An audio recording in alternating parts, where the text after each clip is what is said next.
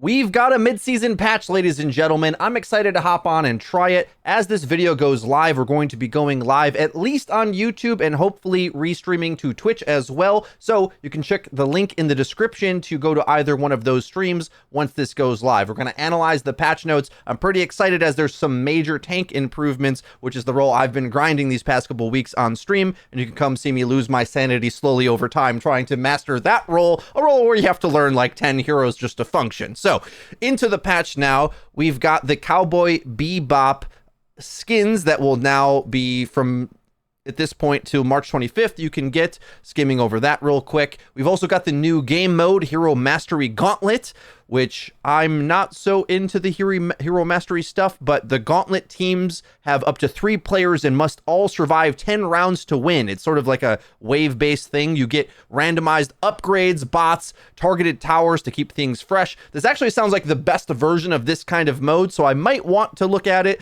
but I'm most interested into the competitive stuff that's going to be coming down here. Competitive play updates. Competitive placements and overview will now be displayed before hero progression at the end of a competitive match.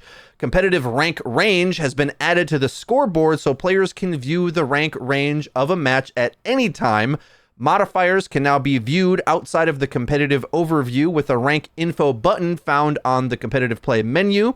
And a new modifier called Demotion Protection has been added to the competitive overview to notify players that if they lose another game, they will be demoted to the next lowest division. I mean, that sounds a little daunting, I think, emotionally to see that. Look out, don't queue again. The biggest thing I've learned with a lot of these competitive modifiers is how important the loss streak modifier is. I was going to say bonus. It's a bonus if you're on a win streak, but that pretty heavily adds a few extra percentage points. So if you are losing consecutive games, make sure you're avoiding the right player, as well as maybe doing some VOD review to self-reflect on how you can adjust your gameplay, because otherwise you can really fall down the ranks faster than I realized, I think, was the case. So I appreciate the transparency there. Also, I'm really happy that we can now hold tab to see what the range of the lobby is, because if you weren't paying attention at the start, that can sometimes make it tricky to then adjust to the gameplay you're in. That's another thing that I think was pretty surprising for Season 9, that even though we don't have the wide matchmaking yet, that's coming in Season 10, there already is kind of like wider matches than you would anticipate. It's going to get opened up completely into complete wide matchmaking, bronze to GM in the same lobby. That will be possible in Season 10, but already it can be a few ranks distribution, often caused when a duo or group is really stretching the limits of what the grouping restrictions are here in Season 9. So knowing you're in that kind of lobby can really help you adjust your gameplay. Okay, into the hero updates. The developers say this patch is focused on fine-tuning some of the systemic hero changes made in Season 9. In addition, we're adjusting individual abilities to make them feel more impactful due to heroes having larger health pools. So here's a global one. It's a little confusing what this means because it's going to have a bit of a change later on. I did skim through this earlier. Global projectile size modifier for travel time projectiles with a speed greater than 50 meters per second, reduced from 0.1 to 0.075. So just slightly less size on the projectile, I guess. But their explanation here is a little confusing to me. They say we are decreasing the size of the fastest travel time projectiles because it reduces the frequency of these projectiles failing to headshot due to hitting the enemy's chest volume first. Okay, so this is talking about Hanzo, and I think maybe Zen, I have to double check, which the smaller projectiles that move kind of faster, Hanzo's the number one. Apparently they're saying these characters were body shotting on accident, and now this somehow, even though the projectile size is smaller, it's supposed to make them headshot more. I don't really get the logic with that at all, but to me, this just sounds like we're nerfing the size. And, well, we'll see how that affects this very specific type of interaction they're trying to change. I also think it just means you'll miss the body more in general. Like, if the projectile is smaller, surely that's a nerf to your ability to consistently hit those shots. I don't know all the characters that fall into this. I kind of wish they listed them here, but in any case, here's another major change now. This one is going to affect the power level of both the tank and support role, as the DPS passive was kind of pushing them into a corner a little bit for that tank support synergy to be as effective as maybe some of those players, myself included, may have wanted. So the heal reduction applied by the damage roll passive is now lowered from 20% to 15%. So just I got 5 on it, but that's all we got for now. The developers say the damage roll passive reduces the potency of in-combat healing and helps equalize the effectiveness between burst damage over time.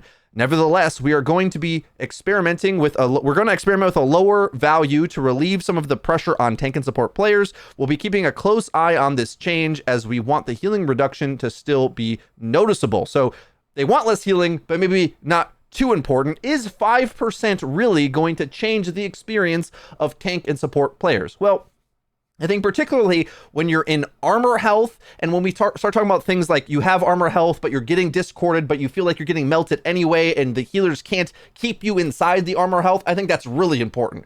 I don't know when you're outside of armor health, when you're one of those tanks that can get blown over, if you're going to notice this 5%, because I don't think anything sustains you once you have that. But when you do have your abilities, or you do have some armor health, maybe that 5% matters, because it has a ripple effect, right? With the damage reduction of 30% on your armor health. If they can't get you out of it, your sustain overall kind of gets amplified, essentially, being able to stay in that. I've kind of watched just a little bit of the Overwatch Championship Series, not as much as I'd like to. Maybe we'll watch it a bit on stream, but when I saw players playing Ratra in this current patch or the previous patch, a lot of blocking going on, which is what I've been doing as tank as well. If you try to tank right now, you need the type of character that's going to be able to sustain lots of damage over time and not expect to go in, take damage, and get healed, because that's not going to work at all. Like, you have to really either fully tank or not tank at all, because getting healed is not viable. Is this 5% going to make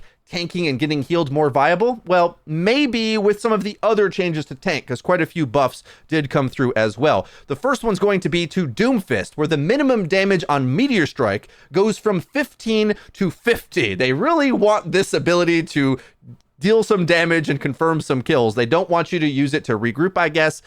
Now, the interesting thing about this is it's the minimum damage, so that's on the furthest extent of it dealing any damage at all. So if you miss it, let's say, it's still basically miss, you're still going to do some damage. It's not the maximum damage necessarily, which can, of course, take out a squishy.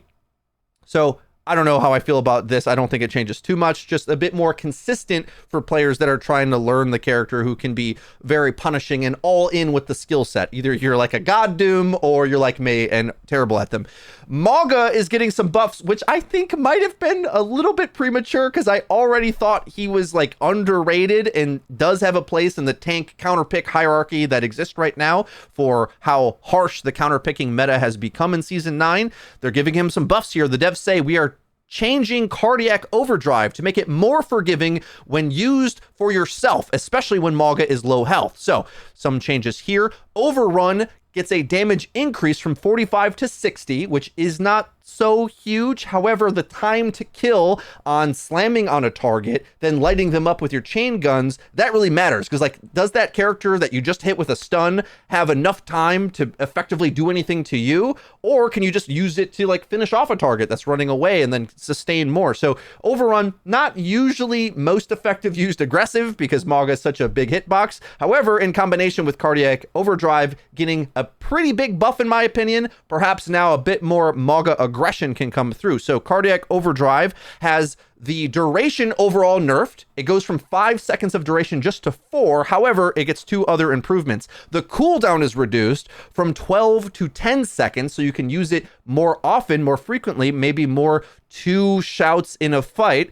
And importantly, now fills his passive overhealth by 100. Just for him, it's not like Queen Shout, which gives it to everybody. That's insane. But for him having a buffer of extra health, I think that's kind of nuts. And that is going to be a reason where Mauga can definitely go tank actively with this ability. Whereas before, I think the shout was actually kind of insane. Giving lifesteal to all of your team there's certain characters that really benefit from that, where if you engage with them, giving them that shout, that's really going to add a lot of sustain. Remember, all the characters have more health now, so although the DPS passive is reducing healing, having a character that adds healing to everybody, they really can start to goats it up. And if you remember the principles of goats back in the day, when characters had high health pools, they had the ability to kind of weave in and out in front of each other. The guy in front tanks for a while, then comes back, and the goats comp way back in the day didn't necessarily have high healing values, but it had high health pool numbers, and chaining those health pools back and forth made them way more survivable than they otherwise would be. So Mauga, pretty interesting changes. I already thought he was pretty good, and overall the tank category right now is so counterpick heavy.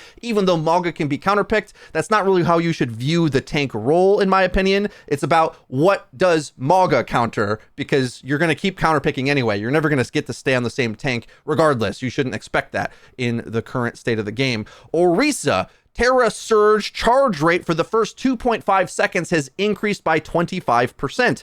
Why are we buffing this character? Hot. A hot, spicy Orisa buff. So you just charge up the start of it faster. I think it's because in the mobility era of this game, there's so many characters right now that if they can get away, they're a good character in general. Lots of them have escapes. So Terra Surge maybe is just not that useful of an ultimate in a game where now we have Life Weaver that basically entirely robs your ability to get a kill with Orisa ult in two different ways, either throwing the pedal at it or pulling a target out. Suzu's always getting dropped. There's like so many ways that Terra Surge isn't effective. They seemingly always want to keep buffing this ultimate, which I'm not such a huge fan of.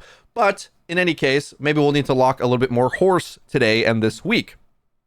My favorite tank character gets a buff here, Ratra. The Ravenous Vortex total damage has increased from 45, which is minuscule, basically nothing, up to 70. Okay, now if they get stuck in that vortex, that's a significant amount of health, considering characters right now have like 250 health, so about a third of their overall health is getting done by the full chain of Ravenous Vortex being affected onto them. Pretty significant, I think, especially since you're going to be pummeling and doing other damage in that target potentially, especially with his ultimate as well, trapping something, slowing it down so that you can chase it down. And the cooldown has been decreased from 12 to 11 seconds. As a Ram player, I'm ecstatic to try out this subtle but significant buff, because I already thought Ram was one of the better tanks, mainly because he fits in the ability to just be able to Ratra block for a long time and just have a lot of armor health to be able to sustain the frontline position. Another character they're trying to make actually a tank being added to the game. Guys, it's a DLC hero. Reinhardt is being added to Overwatch 2.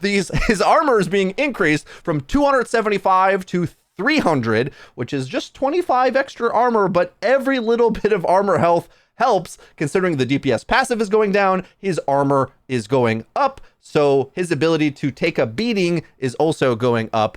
I already felt that Ryan was a counter-pickable tank, so like you could play him against Sigma, but then when they start counterpicking you, it was super, super harsh. You had to swap off him. Very situational, like elite at his little job that he had in the game, but so easily counterpickable, it's hard to sustain on that pick at all. Now they're also increasing Fire Strike, where his damage will be increased from 100 to 120. So that's 2 Fire Strikes will do 240, which isn't enough to kill a lot of things still. With the 250 health, maybe smaller targets, there's a couple that maybe is enough. Importantly, though, even if it's not going to confirm a kill, farming up your ultimate faster, super important for Reinhardt, in my opinion, especially when you feel like you have to shield a lot in this meta. I think that's one of the bigger benefits to Reinhardt. Having the shield to deny the DPS passive makes him somewhat viable, but the problem is if you're doing that too much, you're not dealing the damage to build up to your ultimate, and that's really the key part of Reinhardt being able to carry, in my opinion. Like, he can make those big bursts of impact with a pin, his damage on the cart is really good, and Earth Shatter destroys a lot of comps to guarantee a fight on the objective really quick.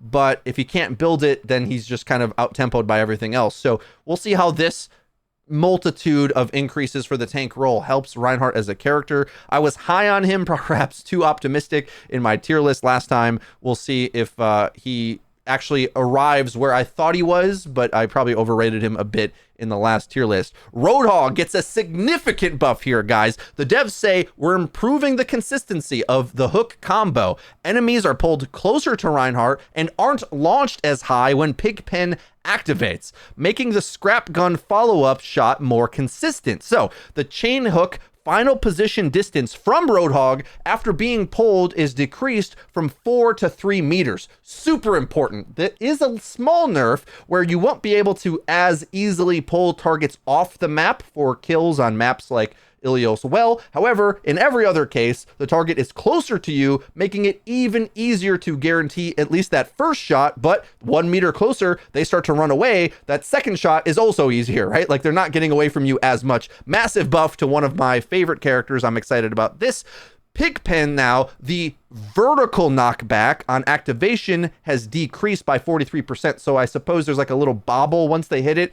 Kind of don't notice that personally, but apparently it happens. They sort of bobble, I guess, and then get slowed down. So that is decreased. So both when you pull them into the Pigpen, but I think on top of that, one of my favorite things about Pigpen is you can use it actively in the fight and almost aggressively put it behind them. It'll just make landing your shots and everybody's shots on the things that are hit by the Pigpen easier to hit. On to the damage roll now. Hanzo got some readjustments because he is one of the small projectiles that was affected by the global projectile change. However, confusingly, they sort of like undo it here. Not really sure why. The developers say we're reverting the previous change to the base projectile size of Hanzo's arrow and replacing it with the general global reduction, which is the patch note we said earlier, which affects all travel time projectiles with a speed greater than 50 meters per second, resulting in Hanzo's arrow projectile staying the same total size as before this patch. So just what it was before. So why are we, like, all other fast projectiles are getting worse, but somehow Hanzo's isn't? Like, why? I don't know. The base projectile sizes increase from 0.075 to 1 meters, 0.1 meters. The total projectile size when combined with the general hero change is still 0.175 meters. Great. Okay.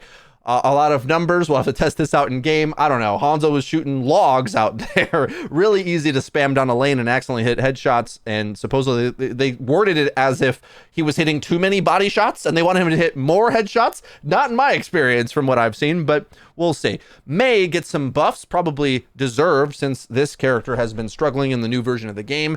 Ammo increased from 120 to 140, and the heal per second in cryo freeze goes up from 50 to 62.5. Not super excited to see these buffs because Mei is an obnoxious character who makes tanks' lives even more miserable than they already would be, but having a hard time to really lock anything down with the higher health point metagame in Season 9 because you need to team shoot so much. She's not a character that easily applies the DPS passive and doesn't necessarily have the mobility to go in and out of combat either. She's all in on one playstyle, and really, if your tank is getting outplayed by a Mei, it probably would get outplayed by anything. So next series of buffs goes to Reaper, where Death Blossom's damage per second is increased from 170 to 185, and the ultimate cost reduced by 12%. That's an insane buff. So you're getting ults more often, which is kind of Reaper's big play, and as well a DPS increase, maybe to scale to have the time to kill fitting for the new higher health points. I don't know how I feel about this. I thought Reaper was like low-key had potential, and now he's just got some hilariously increased stats. Having your ult more often is really, really good, and it's going to matter in this next patch note as well. Sombra.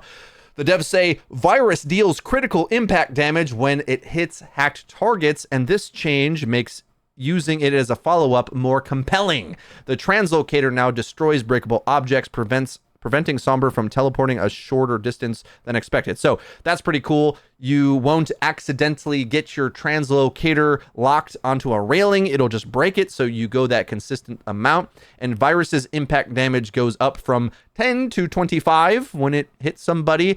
But most importantly, I think the ultimate for EMP, the cost has been reduced by 8%, meaning you will get it more often. And ultimate cost decreased. Why do sometimes they say ultimate cost decreased, ultimate cost reduced? Like, Can we just be consistent with our wording? I was making sure I wasn't reading that wrong. Same thing. Both get ult easier by 12%, get ult easier by 8%.